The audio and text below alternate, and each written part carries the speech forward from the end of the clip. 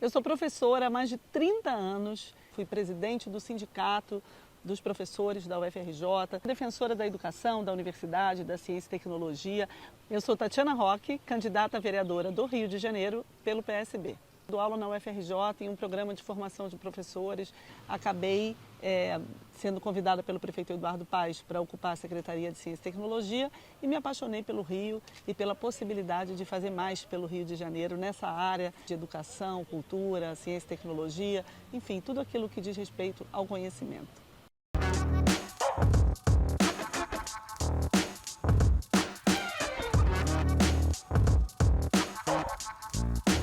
Em 1973, eu era pequena, o meu pai foi assassinado pela repressão, lutando contra a ditadura, contra o autoritarismo. Então, obviamente, a minha vida foi muito marcada pela repressão que vigorou no Brasil nesses tempos da ditadura militar. E sempre que eu faço política, que eu estou na política, que eu penso em política, de alguma forma é essa força do meu pai, Lincoln Bicalho Roque, que está presente.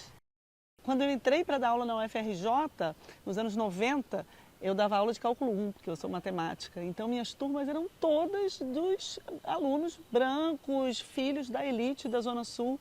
A universidade pública passou por um processo de transformação radical, muito positivo, com cotas, com o Reúne, com a expansão, com a interiorização. Depois dos governos Lula, elas são muito mais democráticas. Então, travei várias lutas contra o corte de verbas, contra todos os ataques às universidades que se seguiram, principalmente depois do golpe. E com o governo Bolsonaro mais ainda, a educação, a universidade precisava de uma representação e eu fui candidata então a deputada federal por isso.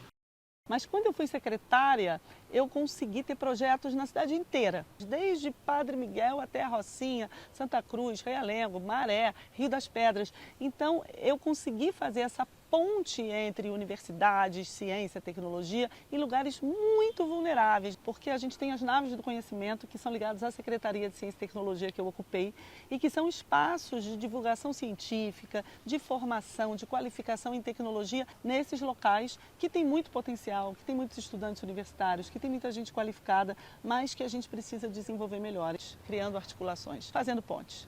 Acho que isso eu consegui fazer e quero fazer muito mais. O Rio de Janeiro é complexo, né? A gente tem muitos problemas, a gente sabe desses problemas, mas ao mesmo tempo tem uma força, uma vibração que a gente não sabe bem de onde vem e que faz com que a gente ame o Rio, a gente vê que tem muita vocação, muito potencial. Então eu acho que essa é a força com a qual a gente precisa se inspirar para lutar pelo Rio, acreditando no Rio, saber que a gente pode sim fazer dessa cidade uma cidade melhor para todo mundo, a partir disso que a gente já tem e que a gente sente o tempo todo. A gente sente no samba, no carnaval, a gente sente na universidade, a gente sente nas escolas, nas naves do conhecimento, mas que a gente precisa dar esse passo além para fazer com que isso se torne realmente um futuro melhor para todo mundo, né?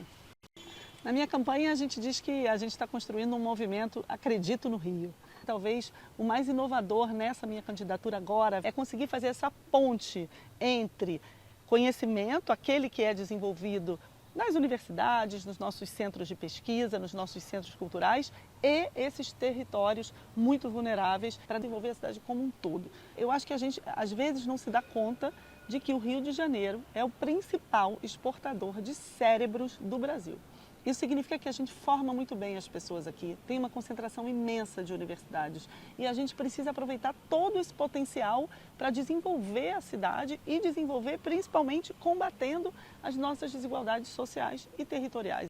A gente sabe que os eventos extremos vão se tornar mais frequentes e mais intensos com as mudanças climáticas e a gente precisa se preparar com um plano de transição ecológica, mas também de adaptação climática para a nossa cidade. Transição energética, empregos verdes, reflorestamento, gerar iniciativas que possam colocar o Rio de Janeiro no centro dessa pauta que é talvez a mais urgente dos nossos tempos, que é o combate às mudanças climáticas.